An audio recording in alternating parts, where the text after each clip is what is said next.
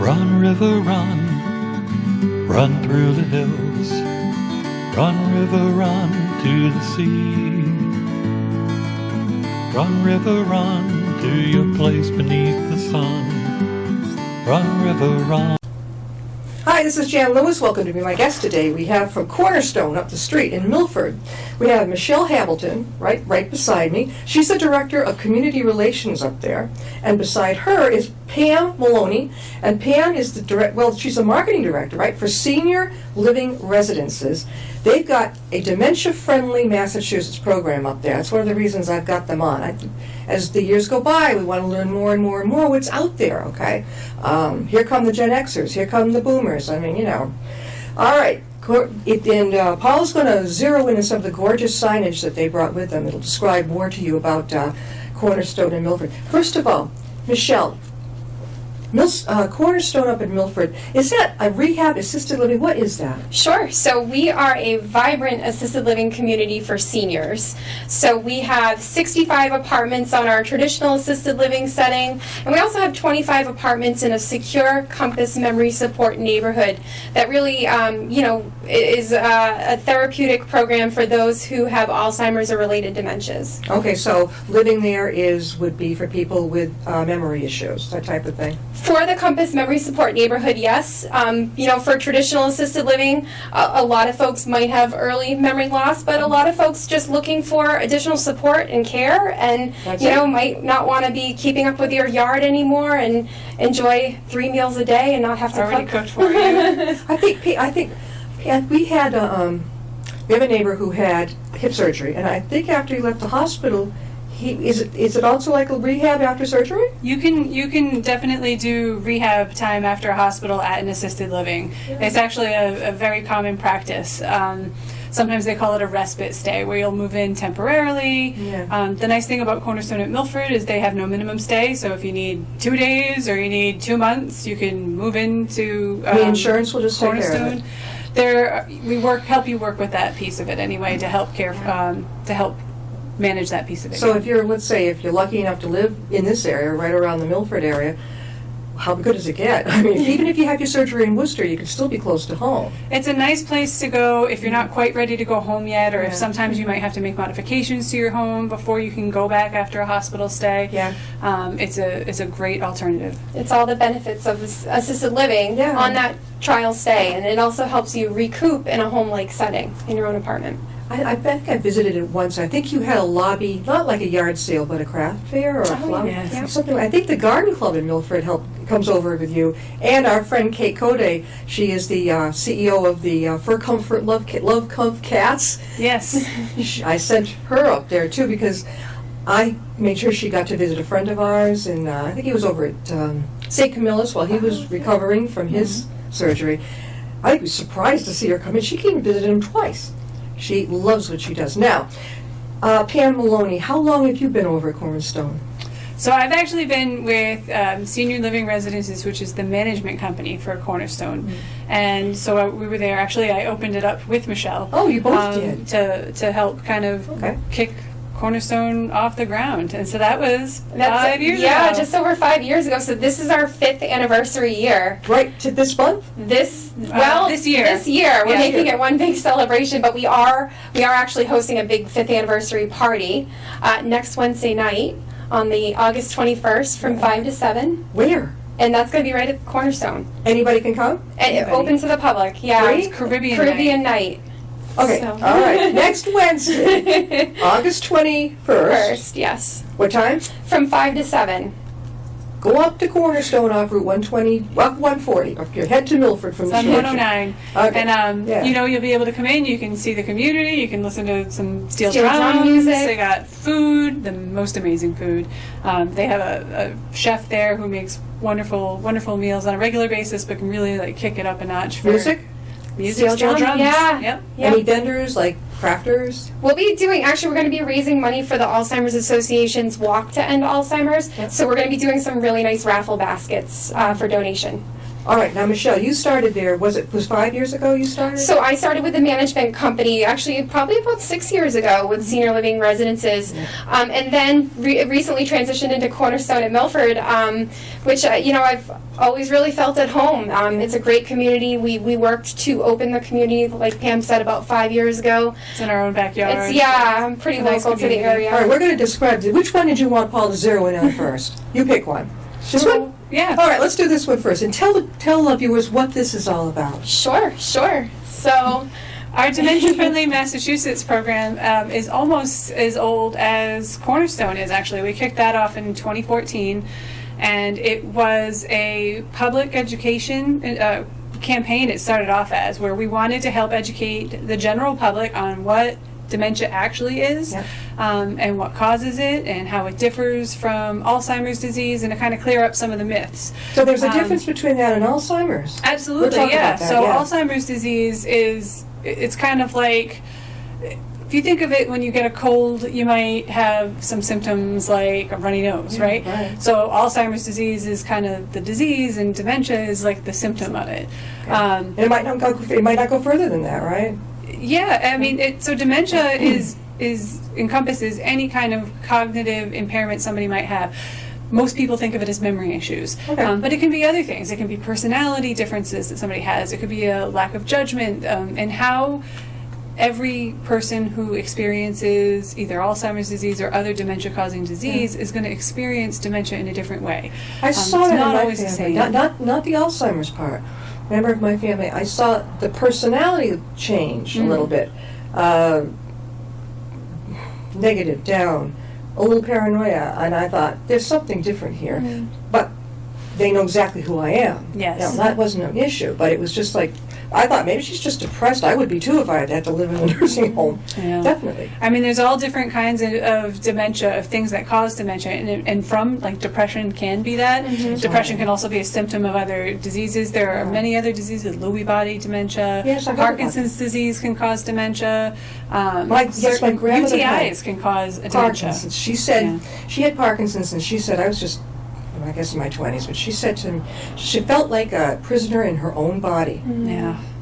But we've had people with different Parkinson's groups on the show. There is a lot of hope, and they keep busy, they keep physical. Now, what's the next one? Right over here, the leading senior living. Yeah, so that's just a banner about Cornerstone at Milford, and kind of some bullets about what we do there, but really, it's designed as a thriving community for seniors, like we mentioned, that just are looking for a little bit more support, safety, security, having that built-in socialization and programs and meeting new people.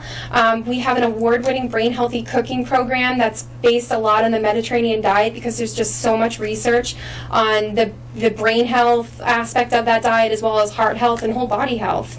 And as mentioned, our Compass Memory Support Neighborhood, which really serves folks with Alzheimer's and related dementias, and that we have an affiliation with the Boston University Alzheimer's Disease Center, which you had mentioned. Research is really important, and we believe that too. So we take a lot of what the School of Medicine over there is doing, and what the research studies they have, and we put that into action, into our programming, and into the training for our staff. Mediterranean diet. Now, are you really? This is a really good thing. It's a People very should good enjoy thing. it. There's Give us all an kinds idea of what it's all studies. about. What is it? Sure, yeah. So I personally subscribe to the diet. I believe in it. It's good for anybody at Yes. any age. Okay. It's specifically very beneficial to Does it seniors. mean I can't but- have chocolate? No, Yeah, not at all. Not at all. It's Okay. the Mediterranean pyramid. If you look at the diet pyramid, really the biggest piece of it is your leafy greens and eating more whole grains, fresh fruits and vegetables, and then kind of looking at your proteins as lean proteins. A lot of fish. People of the Mediterranean ate a lot of fish, seafood. Again, lean poultry and things like that. And not to say you can't have your sweets, but they're at the top of the pyramid, so it's a little bit more in smaller amounts. So we've modified the Mediterranean diet to suit seniors at our communities, and so we know that when the residents come in, you're not messing with dessert. Yes. Like, dessert is a very important thing. It is. So we have dessert still at every meal, but what we try to do is add nutrition to Yes, it. So yeah. if you're going to have your big bowl of ice cream, we'll add some, nutritious nuts or fresh fruits to it. Herbs, we want to, instead of maybe chocolate syrup, we'll add cinnamon What to it about or something flaxseed? like that. I sprinkle that. I've heard about that. I There's sprinkle that great on. things about flaxseed, Yes. great omega-3s, Yeah. great for inflammation, and we definitely incorporate things like flaxseed and other omega-3 rich ingredients okay. into our brain-healthy cooking dishes. And Now- turmeric also, right? Yep, I A lot of turmeric, research on exactly. turmeric, yeah. Cinnamon, we have lots of herbs and spices. But we should be clear, though, that it's an option at our community. That's not the only thing that we offer. If, people who come in, steak and potatoes generation, that's definitely an option, too. But we want to be able to offer a very healthful meal for people who want to choose that. Michelle, that how way. can they reach you over there? Sure. So we have our website, first off, is cornerstonemilford.com. If anybody's in the area, I always encourage you to stop by. We're at 11 Birch Street in Milford. We're right over by the Coles, exit 19 on 495. And you really want to, get a feel for a community. The best way to do that is come in for a visit, have lunch with us, take a tour. You can reach us by phone at 508-473-0035. Pam, you're reachable at that same place, right? I'm not actually, but Michelle can get me if She you can need to. find you. Yeah. Now, when you say it's off of 495, I mean, Milford has always been kind of a modge podge to me. The way I would go, as I go up 140 and head for the hospital, okay, then I take the left onto that sign that says Cornerstone, and you follow that long wooded road, right? Isn't that the way? That I think is countryside. Oh, that's countryside, which different. Okay. yeah. So All we right, work no with the folks wonder. over at Okay, Countryside. so that's totally different. Yes. Cornerstone is Alpha 109. Yes, That's it's the- right next to, is it, what's the restaurant right next to it? So the Alamo. Okay, is a yes, big, I got it. Yeah, mainstay. Just before you hit Coles. Yes. Just before, Yes. Oh, that's us. easy to get to, guys. Just get on 109 and head for like Coles and all that stuff up that way. So it's exit 19 off of 495, and it's right Why do there, I keep Birch getting Street. you guys mixed up with It was the originally it was Greenleaf Farm. Yeah. So a lot of people in the area remember that as an apple orchard. The apple cider was a big hit, sold Right right there? off the street. Yeah. Yep. So a long time ago. Yes. yeah. I don't yeah. remember it at all. So we kept How some did of the you? apple First of all, trees. Michelle, how did you get interested in this field? Sure. So I actually came from the world of radio sales years ago, and then became a family caregiver for my grandmother who has dementia. And at that time, I just kind of felt a turning point of looking for some work with purpose. Thankfully, I actually knew Pam in back then, and knew of an opening at senior living residences, and came on board because I felt it really kind of spoke to my personal why and wanting to really serve seniors and do the right thing, and work with a company that has a really great core values of putting resident quality of life at the top. Did your grandma go in? Did you bring her grandmother into that one? No, my grandmother is at home, Okay. and we are fortunate to have 7 adult children caring for her. 7 in your family? Where are you in that, baby? I'm the oldest granddaughter. So Oh I'm my the gosh. I'm part She's of a the lucky team. lady. She's a lucky lady. How old is she? 98. That's exactly what my mother would have been yesterday. Bless her. She's in good shape. She's in great shape, but and it kind of drives the passion to want to do more about Yeah. dementia understanding and awareness in our campaign, because for the longest time, coming from the family perspective, we didn't know what was going on, and we didn't know how to best communicate with my grandmother and Yeah. help her in a way that she needed to be helped. So again, kind of really tied into Yeah, and when you Working talk with about us. like what makes senior living residences a great company, it's that they put resources into things like this Dementia Friendly Massachusetts program, which to figure out exactly what we were going to do, it was to develop a public education campaign, and there's several pieces to it. We wanted to make something that was meaningful, Yeah. something that was going to teach the public but also professionals about what dementia is, what it isn't, how to work with people who have it. So we have several different components to it. One of them is an experiential sensitivity training that lets you experience kind of what it feels like to have dementia and what that would be like to have that So, and still be living alone. Any of us could go in and experience. I went to a group one time where they were helping family members learn how to deal with people that their loved ones who had mental health issues. And they told us, in other words, to understand schizophrenia, we all had to just sit there quietly. And then two people would get up behind you and start, and then the whole room could, and that's what it's like. So how do you experience dementia? Yeah, so we do a couple of different things. We add some physical impairments that people who are older who had dementia might be experiencing, things like vision issues or hearing issues, which compound the experience of dementia. That's going to depress you right there. Exactly. And then we have a few other things that help kind of get at the cognitive impairment piece of it, and then we'll put you through trying to accomplish regular activities of daily living. So we're going to ask you to, try to make yourself breakfast, to try to manage your medications, to try to pay some bills. We'll have certain things that we'll ask you to do while you're having these different physical and mental impairments. And then we have a big discussion about it afterwards. And it's always been a very enlightening program. We go out and we do this a lot for fire departments, police departments, First hospitals, responders, students. Yep. Yeah, Aren't they being absolutely. taught? I think I read somewhere they're being taught now how to respond to somebody. If you're an ENT and you go in for a person with mental health issues, they're not being difficult on purpose. No, and the and it's person with dementia. recognizing Right. that, Yeah. this isn't a choice. I got a phone call once from a fire department out in Somerville that wanted to have our training, and he had said to me, I saw my partner walk into a call, and I knew the person had dementia. He had experience with it in his family, and he recognized it, but his partner did not, and was shouting at the person, "Who's the president? What year is it?" And just things that are just going to agitate a situation, and that's when he knew I should probably reach out and find some training. And there hasn't been a lot of training opportunities out there that are meaningful. There's a lot of online things that you can do, which is great to a point, but we're looking for something that's going to be useful to people who do work in the field, people who have to experience it on a regular basis, family members. We have Michele does a great job at offering dementia training programs at Cornerstone for people who want that, or living as a caregiver, for them to have a better understanding of what it is. What got you into this, Pam? We just talked with Ms.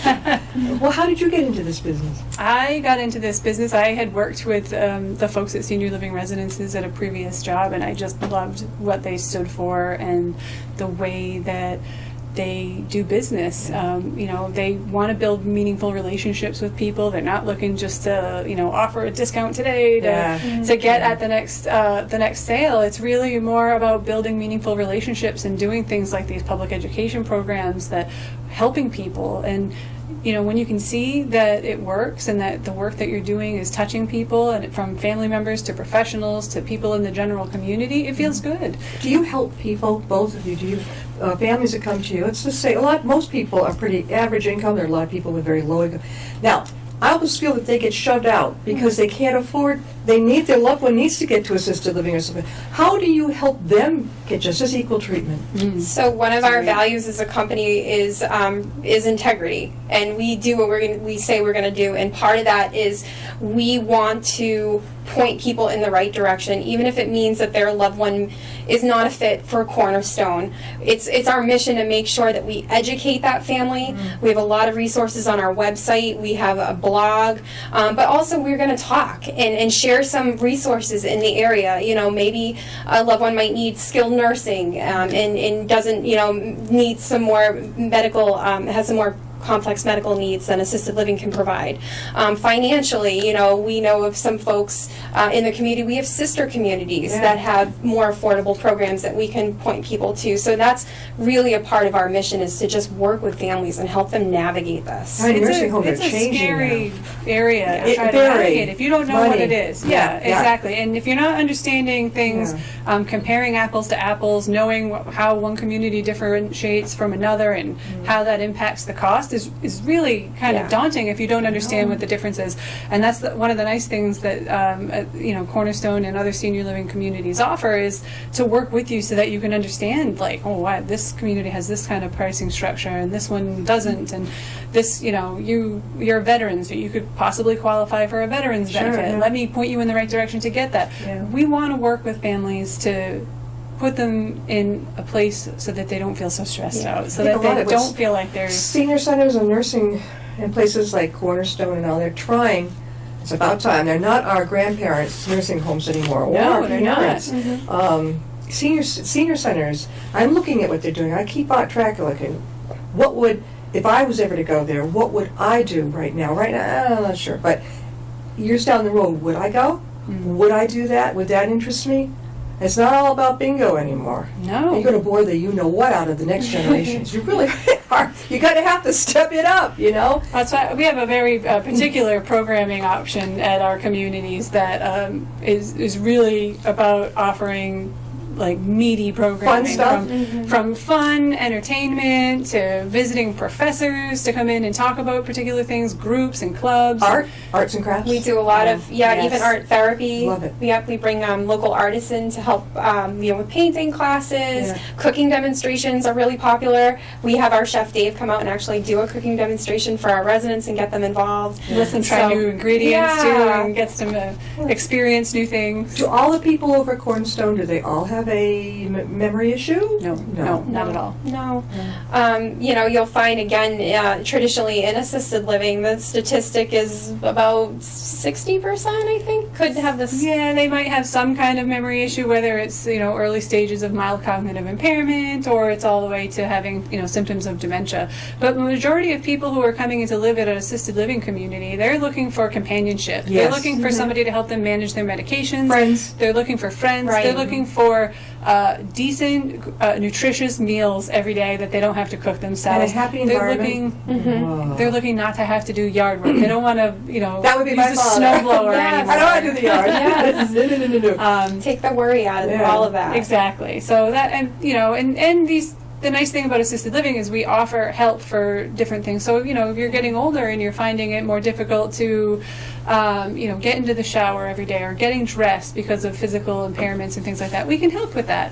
But we have all these other things too. It's really a social model. This is fantastic. I want to make sure you all know that we're talking right now with Michele Hamilton, and she's the Director of Community Relations at Cornerstone in Milford, and right beside her is Pam Maloney, and she's the Director of Marketing for Senior Living Residences, and they've got a great dementia and memory program up there. Do you see many people coming with they can't get their loved one to want to do this, but the kids, they all know that, hey, look, something's got to give here because we can't all, maybe they don't have 7 kids in the family, grandkids, but what do you do? You try to convince, I can see them trying to convince my father. Good luck. It wouldn't happen. He's going to go down. He did go down with the ship. He burned out taking care of my mother. Yeah. In his side of the family, they live into their 90s. So he would be with us today, most likely. But he wouldn't accept that. I mean, we're here as a support system for families that, sometimes it's just baby steps and having a conversation with the family on how to talk to mom, how to talk to dad, giving them the resources on even role play. There's times that we'll sit and do a role play of, maybe it's time to talk about keeping dad safe by taking the keys away. And what does that conversation look like? Yeah. And so sometimes it can take a while to work with a family and again, just to navigate them through the entire process. I can picture trying that with my dad. I used to pretend I was going to pickpocket him. He immediately, you couldn't get away He with knew him. what you were up to. Oh, he knew. I Yeah. thought, I'm going to just test him. Bam! We also have a trial stay program that families in these situations will sometimes take advantage of too, where you can test it out, and have dad come stay for the weekend. Temporarily, there's, it's not a commitment. Pam had mentioned earlier, there's no minimum stay. And we can furnish an apartment and make it feel like home for somebody that, isn't ready to sell the house right away, is still considering if this is the right move for them. Families trying to figure that all out. We can take that piece and make it a little easier by offering this program. And the other piece of this too is folks who grew up knowing about like nursing homes, they think that assisted living is a nursing home. They don't really understand. So sometimes it is about getting them in the building so that they can understand like, oh look, like there is kind of fun stuff here. So There's if you've got a concepts that Gen are X or a happening. baby boomer, and let's say their kid maybe a millennial, or somebody say, hey, you ought to check this out. They're going to say, are you out of your mind? Exactly. What are the symptoms of Alzheimer's? What are the symptoms of dementia, of the early dementia? There's a difference you're telling me. Yeah, well, the early symptoms of Alzheimer's are sometimes the early symptoms of dementia. Dementia is the number one symptom of Alzheimer's disease. So for that reason, I can understand why people kind of get confused. But there can be other things that go along with it, and Alzheimer's disease is not the only disease that causes dementia. So that's kind of where things get a little bit wonky. But some of the things that you're going to notice are difficulty paying attention for a long period of time. They can no longer maybe read books and follow the story or watch a movie all the way through. They're going to have maybe difficulty with word finding problems, more than I'm having right now actually in this interview. But they're not going to be able to come up with it. Different from somebody who's just getting older and is a little bit forgetful. You lost your keys, you're going to be able to go back and retrace your steps and they won't be in find the what you do with the refrigerator, keys. right? You find your keys in the refrigerator, there might be a problem. Well, there's all different reasons why people put their keys in the refrigerator. But somebody with dementia, symptoms of dementia, is going to have a real hard time retracing their steps to go back and find those keys. Whereas you and I are eventually going to be like, oh yeah, I was putting groceries away, those were in my Eventually you get there. You'll eventually get there. Yeah. That's the bigger things, is that a lot of these they're progressive. They're going to get worse over time. They're not going to get better over time. You're going to see a lack of judgment. Somebody who's going out in the snow wearing shorts and a t-shirt because they're not realizing that that's something that they need to do is dress appropriately.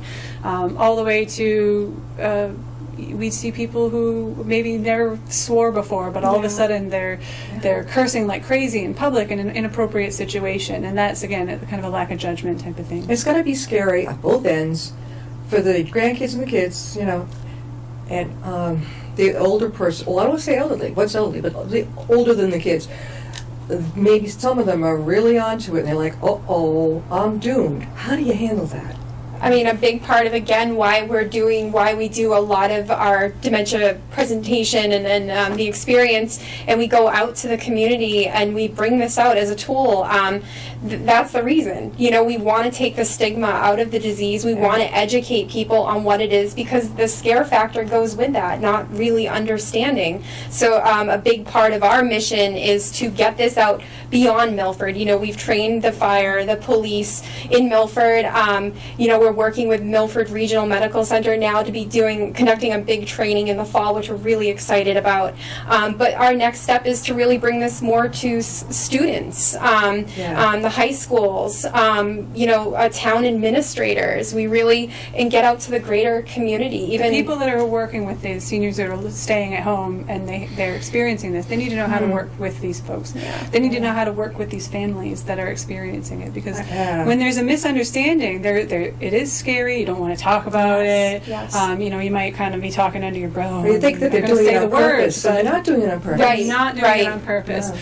And if you know that you have a history of it in your family, there are things that you can do to try to help stave off the symptoms of the disease as well. Things like eating the Mediterranean diet, or staying active and exercising, and even just being social. People who live alone by themselves, have nobody to interact with, are going to experience symptoms faster than somebody who's in a social setting and can have everyday conversations with people. It's a very simple thing, but it makes a huge difference in the world of dementia and Alzheimer's disease. I see people who are perfectly okay. It's not a problem, but sometimes they can't think of the word, but they're okay. I just wanted to rest their minds. It doesn't That's mean not, it's okay. We all get there. But if you are experiencing symptoms that you feel might not be normal, go to a doctor. You should get checked out, because all dementia is not caused by Alzheimer's disease. Sometimes it is something. Sometimes it's medication reactions. UTIs, often, especially in older women, will manifest themselves with dementia-like symptoms, and it's as easy as taking an antibiotic. Sometimes it's something deeper, like vitamin deficiencies can actually be one too. I mean, there's so many different things if out somebody's there. recently had a fall, that could be part of it too. But it could be something else that you want to have looked at. So Michelle and Pam, we're going to have to close, but again, how can they reach you? Sure. So the best thing, well, first off, we always invite you to come visit the community. Again, we're at 11 Birch Street in Milford, right off 109, right next to the Coles and the Alamo in Milford. And also at cornerstonemilford.com. That's our website, where you'll find tons of resources and more contact information. And if you're looking for information about our dementia-friendly program, we have a lot of information on our website about that as well, and it will also have my contact information on there. Birch Street.